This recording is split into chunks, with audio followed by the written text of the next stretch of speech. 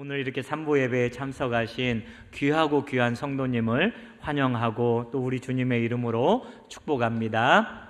우리 전후 좌우 보시면서 인사 나누도록 하겠습니다. 잘 오셨습니다. 사랑합니다. 잘 오셨습니다. 사랑합니다. 잘 오셨습니다. 사랑합니다. 오늘은 멸망 속의 한 사람, 멸망 속의 한 사람, 이런 제목으로 하나님 말씀을 전하도록 하겠습니다. 이제 지난주에 이어서 소돔과 고모라의 멸망에 대한 부분을 계속해서 살펴보고 있는데요. 드디어 이제 오늘 소돔과 고모라가 심판을 받게 됩니다. 하나의 그 신호가 주어지고 난 다음에 이제 심판이 주어지는데요. 이 신호라는 것은 뭐냐? 롯이 소알성에 들어간 그것을 이제 기점으로 해가지고 그것이 신호탄이 돼가지고 롯이 소알성으로 무사히 들어가고 그 다음부터 이제 재앙이 시작이 됩니다. 그때는 해가 돋는 때라 이렇게 말하고 있습니다. 여러분이 그 성경을 자세히 18장과 19장을 읽어보면은 계속해서 시간에 대한 그 묘사가 나와 있습니다. 하나님이 천사 2명을 대동하고 아브라함을 찾아왔을 때가 언제였습니까? 대낮이었죠. 아브라함이 낮잠을 꾸벅꾸벅 졸고 있는 그 대낮에 하나님께서 찾아오십니다. 그리고 두 천사가 롯을 찾아갈 때는 언제였습니까? 저녁 때, 이제 해가 졌을 때, 그 캄캄한 밤에 찾아가게 되지 않습니까?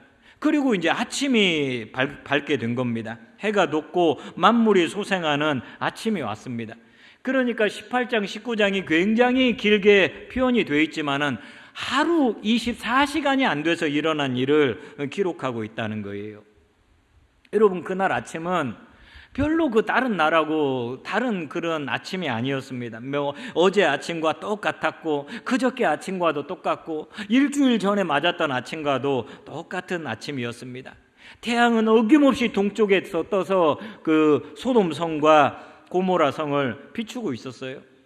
부지런한 사람들은 벌써 일어나가지고 청소를 하고 아침을 차리고, 어떤 사람은 벌써 외양간 가가지고 소젖을 짜고, 어떤 사람은 밭에 나가서 뭘 추수를 하고 일을 하고 이러고 있습니다. 아직도 깊이 잠에 빠진 사람도 있겠죠. 게으른 사람들, 특별히 또 어젯밤에 난리친 사람들 있잖아요. 롯의 집에 찾아가가지고 너희 집에 들어온 나그네 2사람 이끌어내라, 우리가 상관하겠다, 동성애 선관계하겠다 이러면서 포악을 부렸던 그 사람들, 새벽 늦게까지 그렇게 난동을 부리다가 집에 들어갔으니까 이 사람들은 분명히 늦게까지 잠을 자고 있었을 거예요. 욕정을 채우지 못한 것을 분해하면서 지금 잠자고 있습니다. 여러분, 그 아침이거든요. 다른 날하고 다른 것 없는 그런 아침이에요. 찬란하게 해가 돋는 그 아침인데 바로 그 아침이 심판의 날이었다는 거예요. 하나님의 심판은 너무나 예고 없이 찾아왔습니다. 예고편이 없어요. 전날에 하늘에 무지개가 떴달지, 이렇게 색깔이 노랗게 변했달지, 아니면 땅이 좀 흔들렸달지, 개구리가 나와가지고 폴짝폴짝 뛰어다녔달지, 이런 무슨 징조가 없이 갑자기 하나님의 심판이 온 거예요. 너무나 평온한 아침에. 그날이 바로 둠스데이, 이 심판의 날이었다는 거예요. 누군가 밖에 나가가지고 하늘에서 뭔가 떨어지는 걸 봅니다. 비는 아닌 것 같은데 뭐가 막 떨어지는 거예요. 그게 뭐였냐면 바로 유황불이었다는 거예요. 지금 하늘에서 사람의 생명을 빼앗아가고 다 태워 죽이는 유황불이 떨어지고 있습니다. 그게 몇십 개 정도 떨어지고 몇백 개 정도 떨어지고 그런 수준이 아니라요. 24절에 보면은요, 여호와께서 하늘 곧 여호와께로부터 유황과 불을 소돔과 고모라에 비같이 내리사.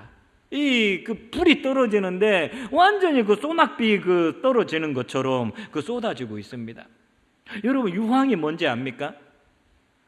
저는 고등학교 때 원소 주기율표 배운 게 생각이 납니다. 여러분도 생각이 나는 분이 있을 거예요. 수해, 리베, 풍탄, 질산, 풀레, 나마 이렇게 해가지고 이렇게 20번까지 외우도록 했었는데 화학 시간이에요. 지금 화학 시간. 황은 그 몇 번째 나오느냐? 16번째 나와요. 16번째. 이 황을 가지고 성냥을 만들기도 하고 그 폭탄을 만드는 그 재료로 쓰기도 하고 이런 화약 같은 걸 만드는 그런 게 이제 유황인데요. 이 황이 하늘에서 비처럼 막 쏟아지면서 그 불이 붙어서 쏟아지고 있는 거예요. 여러분이 성경을 읽다가 유황과 불이 그렇게 짝지어져 가지고 나온 그 부분을 발견하게 될 겁니다. 이것은 하나님의 그 심판을 나타내는 거거든요. 에스겔 38장 22절에 보면은 내가 또 전염병과 피로 그를 심판하며 쏟아지는 폭우와 큰 우박 덩어리와 불과 유황으로 그와 그 모든 무리와 그와 함께 있는 많은 백성에게 비를 내리듯 하리라. 이렇게 하나님의 심판이 나와 있고요. 요한계시록 14장 10절에도 보면 나와 있습니다. 그도 하나님의 진노의 포도주를 마시리니 그 진노의 잔에 섞인 것이 없이 부은 포도주라. 거룩한 천사들 앞과 어린 양 앞에서 불과 유황으로 고난을 받으리니. 그 지옥에 대해서도 불과 유황이라, 유황불이라 이렇게 그 묘사하고 있는 거예요. 그러니까 여러분, 우리가 살다 보면은 자연 재해를 당할 때가 있잖아요. 갑자기 쓰나미가 몰려오는 경우도 있는가 하면은 지진을 경험하기도 하고 막 그 이상 기후를 경험하기도 하는데, 이런 자연적인 현상이 아니라는 거. 이게 자연 현상은 절대 아니잖아요. 어떻게 하늘에 어디에 유황이 있어서 유황이 떨어지고 불이 떨어집니까? 이건 절대로 자연현상이 아닌 것을 강조하고 있어요. 그래서 24절에도 여호와께서 하늘 곧 여호와께로부터 몇 번이나 여호와가 나옵니까? 2번이나 여호와가 반복되면서 이 심판은 뭐 자연적인 현상이랄지 그런 게 아니고 하나님이 직접 개입하신 심판이다, 이렇게 말씀하고 있는 거예요. 그러니까 소돔과 고모라에 마치 미니 핵폭탄이 터진 것처럼 완전히 그 지역이 그냥 불타 없어지고 쑥대밭이 되었다는 거예요. 어디에 이 유황 그 불이 내린지 압니까? 25절에 보면은요, 그 성과 온 들과 성에 거주하는 모든 백성과 땅에 난 것을 다 엎어 멸하셨더라. 어느 그 특정한 지역의 특정한 사람들에게 내린 게 아니에요. 온 들, 성에 거주하는 모든 백성, 심지어는 땅에 난 그 식물들에게까지 그게 다 쏟아지었다는 거예요. 여기서 지금 25절에서 강조하고 있는 것은 예외가 하나도 없다. 예외가 하나도 없다는 것을 지금 보여주고 있습니다. 어떤 학자는 이 소돔과 고모라에 일어난 이 재앙에 대해서 아마 이때 지진이 같이 동반되었지 않느냐, 이렇게도 봅니다. 25절 끝에 보면은 다 엎어 멸하셨더라 이런 그 표현이 나오거든요. 이 엎었다는 거예요. 이것은 그 지진을 통해 가지고 그 땅이 뒤엎어지고 땅이 갈라지고 이것을 묘사한 것이라 이렇게 보기도 합니다. 우리가 앞에서 소돔과 고모라에 대해서 살펴본 적이 있는데 여기에는 또 역청이 많거든요. 역청이라는 것은 그 아스팔트 만드는 그런 재료가 되는 것으로서 그 석유에서 나오는 건 아닙니까? 그러니까 아마 그 지진이 만약에 일어났다면 지진이 일어나면서 땅 속에 있는 그런 역청들이 막 올라오고 위에서는 불이 떨어지고 역청과 만나가지고 완전히 그 불바다가 되고, 그런 걸 우리가 상상해 볼 수가 있습니다. 이 재앙에는 열애가 없었다는 거예요. 성 안에 있는 사람이든지 성 밖에 있는 사람이든지 집 안에 있는 사람이든지 집 밖에 있는 사람이든지 심지어는 어린아이부터 시작해가지고 80 먹은 어르신에 이르기까지 전부 다 재앙을 받았다는 거예요. 온 인구가, 소돔과 고모라에 살고 있는 모든 사람이 예외 없이 이 불심판을 받았다는 거예요. 그런데 단 한 사람도 이것을 예상하지 못했다는 거예요. 아무도 이걸 예측하지 못해요. 어제 아침처럼 오늘 아침을 맞으려고 한 거예요. 이 사람들에게 내일 아침이란 건 없었어요. 그 일어난 아침이 이 사람들에게 마지막 날이었어요. 오늘 본문은 하나님의 심판의 급작성, 예고하지 않고 찾아오는 하나님의 심판을 보여줍니다. 예고편이 없어요. 순식간에 이 일이 일어난 거예요. 굳이 예고편을 말하자면 자기네들 스스로 예고편을 만들었어요. 스스로. 어젯밤에 천사 롯의 집에 찾아와가지고 이끌어내라, 우리가 성관계를 맺겠다, 남자들이랑. 그게 바로 그 심판의 예고편이에요. 자기네들이 그 예고편 찍고 있어요. 그지만은 그 다음에 무슨 일이 일어날지는 아무도 모르는 거지요. 행패를 어젯밤에 부렸지만은 이제 잠자고 그 오늘 아침에 일어나 또 하루를 살면 된다, 뭐 이런 생각을 했겠죠. 여러분, 우리 예수님이 다시 오실 때 세상의 끝에 종말에 일어날 일에 대해서 이것저것 알려주셨습니다. 그리고 그런 일들이 일어나게 되면은 내가 바로 문 앞에 있는 줄 알아라 그랬습니다. 여러분, 그러면은 우리가 예수님의 말한 그 징조를 통해 가지고 예수님이 지금 문 앞에 오셨구나, 예수님이 곧 재림하시는구나, 이것을 알 수 있을까요? 아마 잘 모를 것 같아요. 무슨 징조가 일어나고 그래도 그거 예수님 오신다는 사인인지 신호인지 우리는 그 잘 모를 것 같아요. 그래서요, 예수님의 재림은 뜻밖의 일이 됩니다. 예상하지 못한 뜻밖의 일이 된다는 거예요. 그래서 예수님은 재림에 대해서 도적같이 임한다고 하지 않습니까? 도적이 내가 언제 당신의 집에 찾아가서 뭘 훔쳐가겠습니다, 이렇게 이메일 보내가지고 오는 도둑은 없잖아요. 루팡 같은 경우는 그러더라고요. 궤도 루팡은 내가 몇 년 몇 월 며칠에 당신 집에 가 뭘 훔쳐가기 때문에 이렇게 하고, 그건 소설이니까 그렇게 하는 거고요. 도둑은 예고하지 않는데 우리 예수님의 재림도 어느 날 갑자기 그 도둑이 쳐들어오듯이 우리 주님이 그렇게 재림하신다는 거예요. 그래서 우리 주님께서 재림에 대해서 재림이 나올 때마다 하시는 말씀이 뭐냐? 깨어 있어야 한다. 깨어 있어야 한다. 도둑이 언제 올지 모르듯이 그걸 방비하고 있어야 하듯이 깨어 있어야 한다, 이렇게 말하고 있는 거예요. 우리 예수님은 소돔 사람들이 어제 아침을 오늘 똑같이 맞을 것이라고 생각한 그 아침에 심판이 왔듯이 우리 주님이 오시게 될 거예요.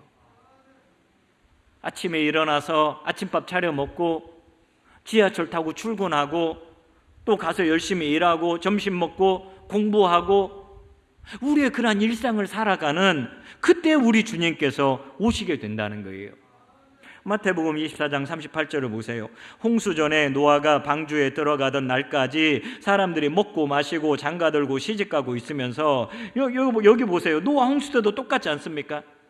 홍수가 일어날 때까지, 비가 쏟아질 때까지 사람들은 아무도 모릅니다.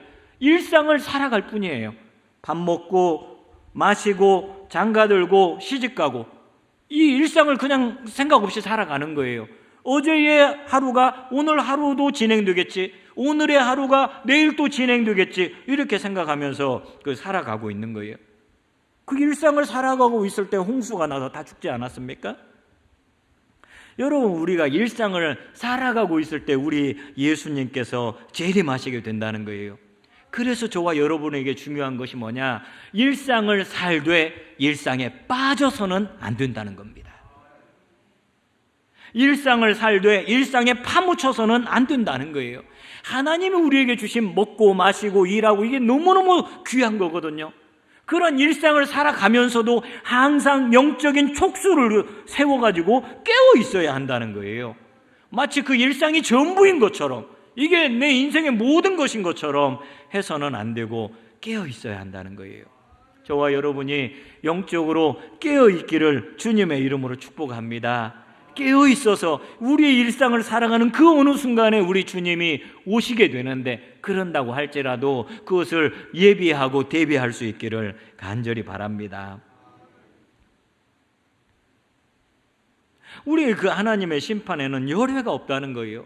완전히 싹쓸이하지 않습니까? 여러분이 그 화장실에서 이제 가끔가다 물 청소하잖아요. 물을 끼얹고 싹싹 이거 뭐라고 부르죠? 이런 걸로 깨끗이 닦아가지고 거기에 완전히 쓸어버리듯이 그렇게 하나님께서 싹 쓸어버리는 거예요.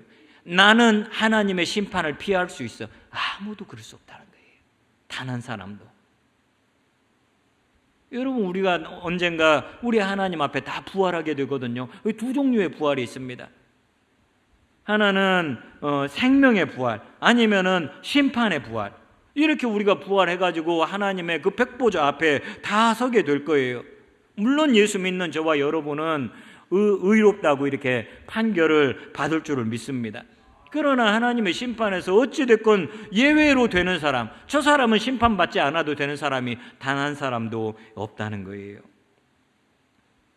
여러분, 이들이 죽은 것만 해도 얼마나 끔찍한 일입니까? 근데 저는 그보다도 더 끔찍하고 무서운 일은 그 다음에 나온 이야기라고 생각해요. 롯의 아내가 죽은 이야기. 26절을 보세요. 같이 한번 읽어보겠습니다. 롯의 아내는 뒤를 돌아보았으므로 소금 기둥이 되었더라. 아멘. 아멘. 여러분, 이 이야기가 왜 그 더 무섭게 다가옵니까? 천사들이 분명히 그 롯의 손을 이끌고 데리고 나갔잖아요. 롯의 아내의 손 붙잡고 밖으로 나갔잖아요. 롯의 두 딸 손을 붙잡고 밖으로 나가서 그 탈출했잖아요. 이제 그들에게는 살 길이 열린 거예요.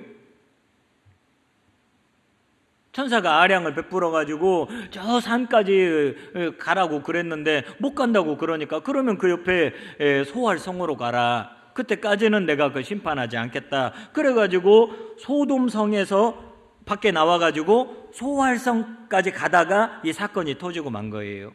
롯의 아내가 그 소금 기둥이 됐습니다. 이 소금 기둥이 됐다는 게 뭐 정확하게 뭘 말하는지는 우리가 잘 모릅니다. 우리의 몸 자체가 소금 성분으로 갑자기 변해가지고 그 자리에 박혔다는 이야기인지 뭔지는 그 정확하게 우리가 알 수가 없는데요. 어찌됐건 분명한 것은 롯의 아내가 그 소돔성을 빠져나왔는데도 죽고 말았다는 거예요. 그 왜 이런 비극이 일어났느냐? 롯의 아내가 그 뒤를 돌아보았다는 겁니다. 아니 여러분 그 뒤 한번 돌아봤다고 실컷 그 소돔성에서 빠져나왔는데 그 소금 기둥이 된다는 게 말이 됩니까? 얼마나 억울한 일입니까? 그런데 그 천사가 분명하게 그걸 명시적으로 이야기하기는 했어요. 17절에 보면은 그 사람들이 그들을 밖으로 이끌어낸 후에 이르되 도망하여 생명을 보존하라. 돌아보거나 들에 머물지 말고 산으로 도망하여 멸망함을 면하라. 도망해라. 또 특별히 돌아보지 말아라. 들에 머물지 말아라. 이렇게 명령을 했는데 롯의 아내는 뒤를 돌아봄으로써 이 그 천사가 말한 것을 어긴 건 사실이에요. 그 뒤돌아봤다는 게 뭘까요? 우리도 이제 그 길을 갈 때 보면은 이제 뭐 저처럼 이렇게 집중력이 있는 사람은 앞만 보고 갑니다. 하지만은 이렇게 주변이 그 산만한 사람 있잖아요. 그 사람은 뭐 여기도 봤다가 저기도 봤다가 뒤에 누구 따라오는지 봤다가 그렇게 하면서 막 가잖아요.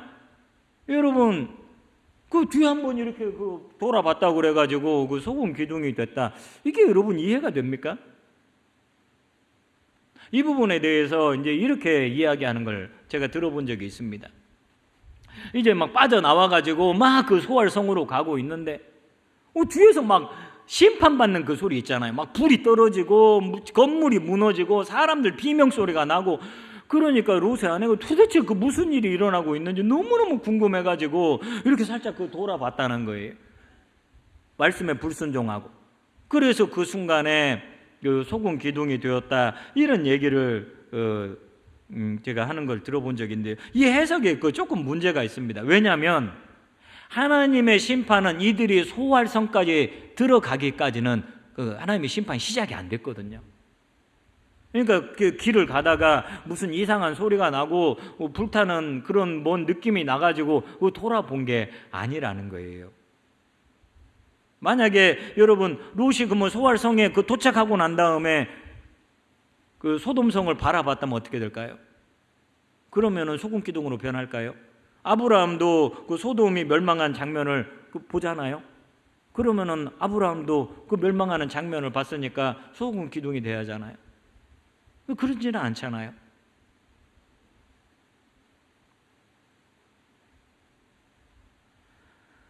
새벽에 빨리 나가야 한다고 천사들이 재촉할 때 롯은 이상하리만큼 꾸물꾸물거렸습니다. 꾸물거린 그 이유가 뭐예요? 보따리 싸고 이거 챙기고 저거 챙기고 그러느라고 늦은 것 아닙니까? 그러니까 속히 그 천사가 보따리 싸던 손을 이끌고 밖으로 끄집어냈잖아요. 그러니까 별로 가져온 게 없겠죠. 보따리 싸던 것도 놓고 왔으니까. 그런데 롯의 아내도 롯 이상으로 물질에 대한 집착이 있었던 것 같아요. 두고 온 재산이 너무너무 아깝고 보따리 싸다가 그것도 제대로 챙겨오지 못한 게 견딜 수 없는 거예요. 그런데 이제 천사가 손 놓고 갔잖아요. 이제 자기 마음대로 할 수 있잖아요. 여러분, 여기서 그 뒤를 돌아보았다는 것은 한번 이렇게 헐깃 본 게 아니에요. 여러분이 그 영어를 조금 하시는 분들, 아니면 좋은 고등학교 나오셨거나 좋은 대학을 나오신 분들은 영어에 보다라고 하는 그 단어가 두 가지 단어가 있다는 걸 알 거예요. 하나는 CSEE 이런 단어고요. 또 하나는 look, LOOK라고 하는 단어예요. 저는 이제 고등학교를 군산 대중앙고등학교를 나왔기 때문에 이걸 배웠습니다. C와 look의 차이. C라는 건 그 눈에 들어오는, 이 시신경에 들어오는 것을 그 C라고 하는 거예요. 제가 이거 여러분을 지금 C 하고 있는 거예요. 그런데 look이라고 하는 것은 제가 유심히 여기를 보는 거예요. 집사님이 왜 졸고 계실까? 어젯밤에 늦게까지 뭘 하셨나? 유심하게 관심을 가지고 지켜보는 것이 look입니다. look at, 보는 거예요. 근데 여기서 보는 것은 see, 그냥 한번 무슨 일이 있나 살짝 보는 그런 개념이 아니고 look, 유심히 그 살펴보는 거예요. 의도를 가지고 뚫어지게 그 소돔을 보는 겁니다. 아이고 내 재산, 아이고 내 목걸이, 아이고 내 귀걸이, 너 그저께 산 내 옷, 이러면서 그것을 유심히 보는 거예요. 그리고 아마도 롯의 아내는 소돔으로 돌아간 것이 아닌가 싶습니다. 롯의 아내가 어디 출신인지는 나와 있지 않아요. 아마도 그 소돔 출신이었을 것이다, 이렇게 그 추정하는 주석가 책을 본 적이 있습니다. 이 소돔은 정말로 풍요로운 땅이었거든요. 뭐 김해 평야 그 이상으로 풍요로운 땅이에요. 얼마나 풍요로웠으면은 에덴 동산과 같다, 애굽 땅과 같다 그랬겠어요. 그러니까 자기가 자라온 그 풍요로운 땅을 떠나가지고 그 모든 재산 놓고 가려고 하니까 팔이 그 떨어지지 않는 거예요.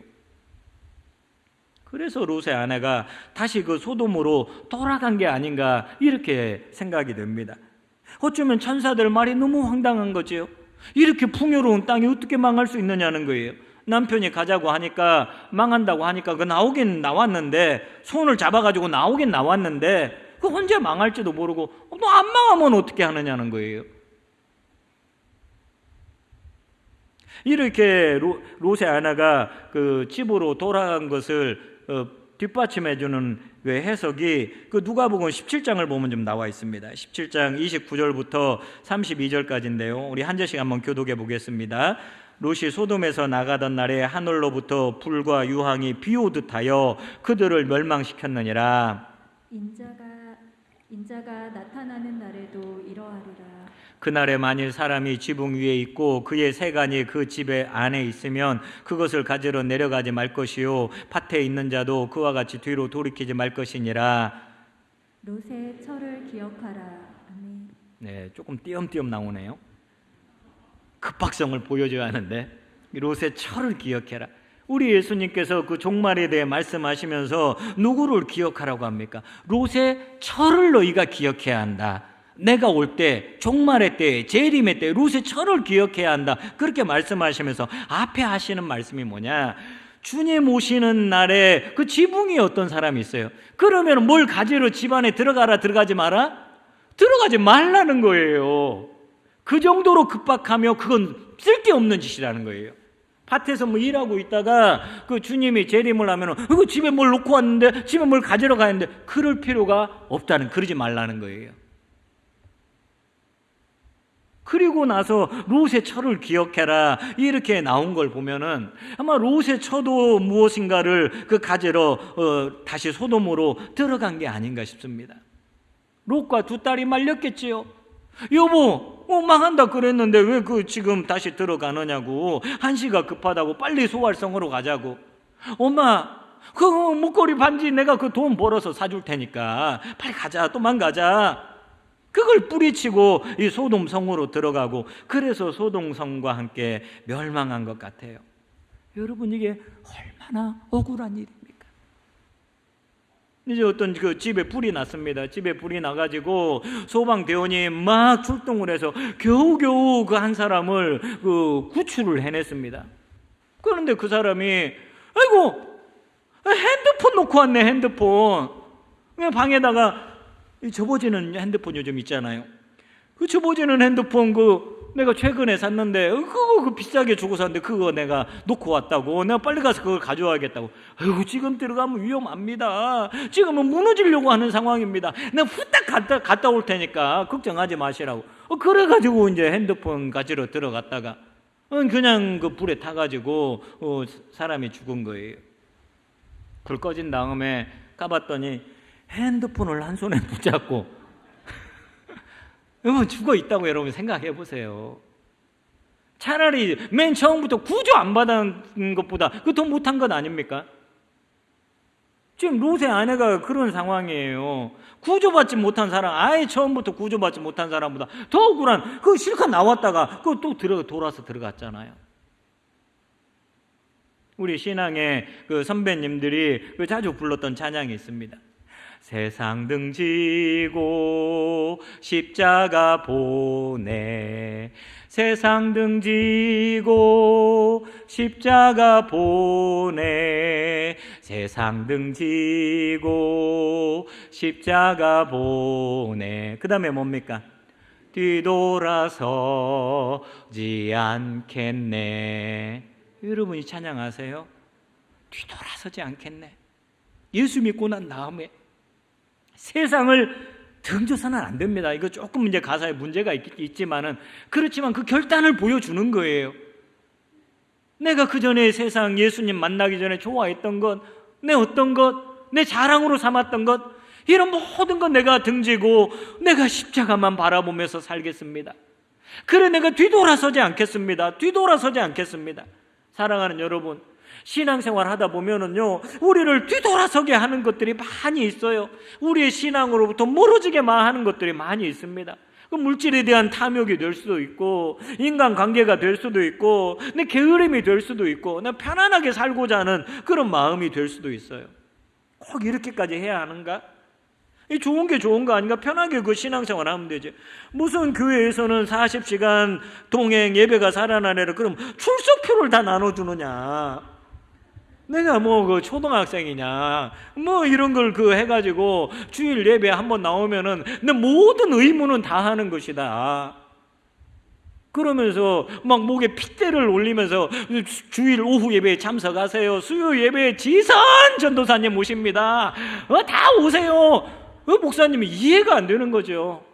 뭘 저렇게까지 하느냐? 그냥 주일만 이렇게 겨우겨우 드리면 되고, 요즘 뭐 또 유튜브 얼마나 잘 되어 있습니까? 유튜브 들어가가지고 그 편안히 그 반바지 입고 소파에 앉아가지고 예배 드리면 되지. 여러분, 편하게 신앙생활 하는 게 좋은 게 아니에요.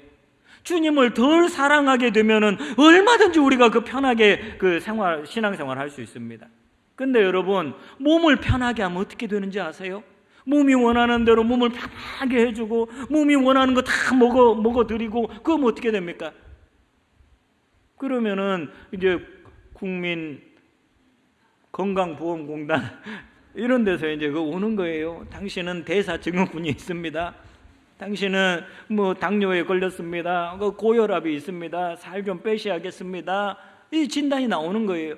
건강해지기 위해서는 몸을 편하게 놔두면 안 되고요, 몸을 괴롭혀야 하는 거예요. 여러분, 이 근육이라는 게 어떻게 생깁니까? 근육이 생기는 과정 여러분 아시잖아요. 근육이라는 건 근육세포가 찢어지고 난 다음에, 상처를 입고 난 다음에 그 위에 덧붙여지는 게 근육이에요. 그래가지고 그 보디빌더들이나 이렇게 헬스장 가서 운동하시는 분들 있잖아요. 막 이렇게 하면은 이 세포가 찢어져. 그리고 그것을 하루 정도 이렇게 내버려 두고 있으면은 거기에 덧붙여져 가지고 근육이 생기는 거예요. 보세요, 저도 이렇게. 그렇게 하고 생기는 거예요. 가만히 내버려 두면은 몸이 상하는 거예요. 망하는 거예요. 그래서 막 걸어 다니고 운동하고 막 이렇게 해야 하는 거예요. 마찬가지로 우리도 그냥 영적으로 편하게 이렇게 지내다 보면 우리의 영혼이 사실은 위기에 빠지는 거예요. 좋은 게 아닙니다. 유튜브가 그 비상시대에 너무 큰 도움을 줬지만은 그게 그 비상시에 그렇게 하는 거지, 유튜브로 그냥 계속해서 여러분 천국 갈 때까지 유튜브로 예배 드리겠습니까? 세계 유수의 뭐 훌륭하신 목사님들 설교 그냥 클릭 몇 번만 하면 다 나오는 게, 그게 여러분 좋은 게 아니에요. 어떤 면에서는 참 좋지요. 귀한 말씀을 들을 수 있어서. 하지만은 또 한편에서는 그 위험한 거예요. 그게 몸이 가지 않고 마음이 가지 않고 편하게 하는 거, 그게 굉장히 위험한 겁니다. 편할수록 영혼이 망가진다는 것을 여러분 아시기를 바랍니다. 옆 사람을 향해서 이렇게 인사하면 좋겠습니다. 뒤돌아 서지 마십시다. 인사하겠습니다. 뒤돌아 서지 마십시다. 뒤돌아 서지 마십시다. 또 한 번 인사하겠습니다. 편해지려고 하지 마세요. 편해지려고 하지 마세요. 편해지려고 하지 마세요.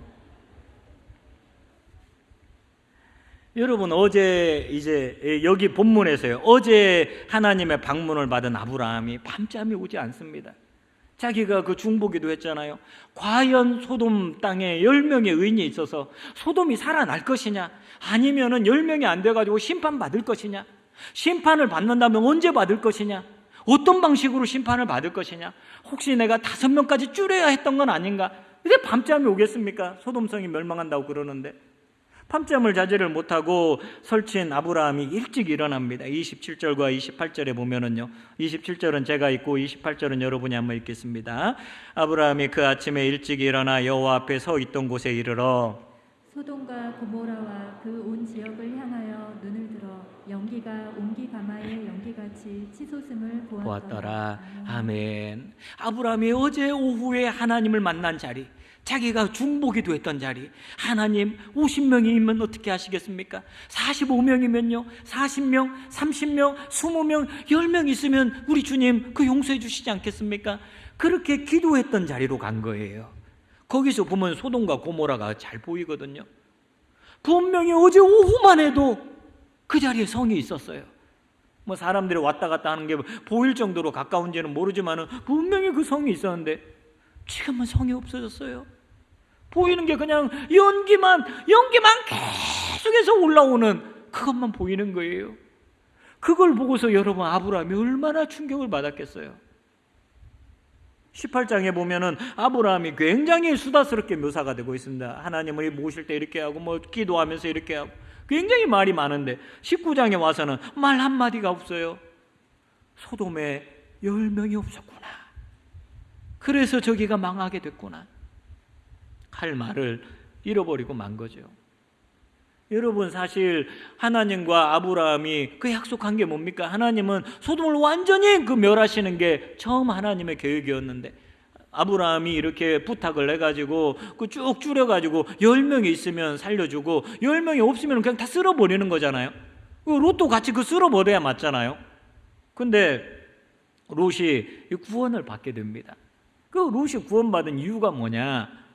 거기에 있는 소돔 사람처럼 동성애하지 않고 그 나름 거기서는 그 깨끗하게 살아서 그런가, 아니면 그 천사로 이렇게 온 나그네를 잘 대접해서 그런가. 여러분, 어떻게 해서 롯이 구원받은 줄 알아요? 그 정답이 29절에 나와 있습니다. 29절을 같이 한번 읽어보겠습니다. 하나님이 그 지역의 성을 멸하실 때, 곧 롯이 거주하는 성을 엎으실 때 하나님이 아브라함을 생각하사 롯을 그 엎으시는 중에 내보내셨더라. 아멘. 여기 보세요. 하나님이 그 지역의 성을 멸하실 때에, 곧 롯이 거주하는 성을 엎으실 때에 하나님이 롯을 생각하사 롯을 그 엎으시는 중에서 내보내셨더라. 이게 아니고요. 하나님이 누구를 생각하사? 아브라함을 생각하사 롯을 그 엎으시는 중에 내보내셨더라. 여러분, 지금 롯이 뭘 잘해가지고 거기서 깨끗하게 살아가지고 거기서 뭐 그 나그네를 잘 대접해가지고 구원받은 게 아니고요. 아브라함을 생각하사 아브라함 때문에 구원을 받았다는 거예요. 이 말을 뒤집으면 롯은 원래 소돔성 멸망할 때 같이 죽었어야 맞다는 거예요. 죽어도 할 말이 없다는 거예요. 그런데 아브라함 때문에, 아브라함이 마치 가상의 이 소돔의 의인이 돼가지고 그 의인 아브라함 때문에 롯이 구원을 받았다는 거예요. 여러분, 우리의 구원도 바로 그렇다는 거예요. 하나님이 우리만 보면은 우리를 구원하고 싶은 생각이 들겠습니까? 안 들겠습니까?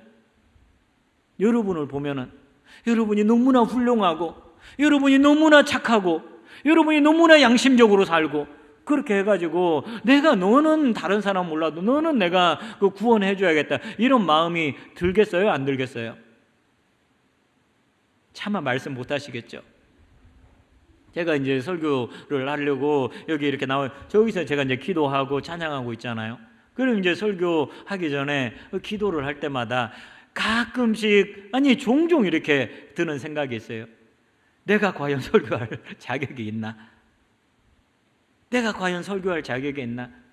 여러분들은 모르잖아요. 제가 지난주에 뭐 특별히 죄를 지었다는 건 아니고요. 어찌됐건 내가 그 마음속에 드는 생각 있잖아요.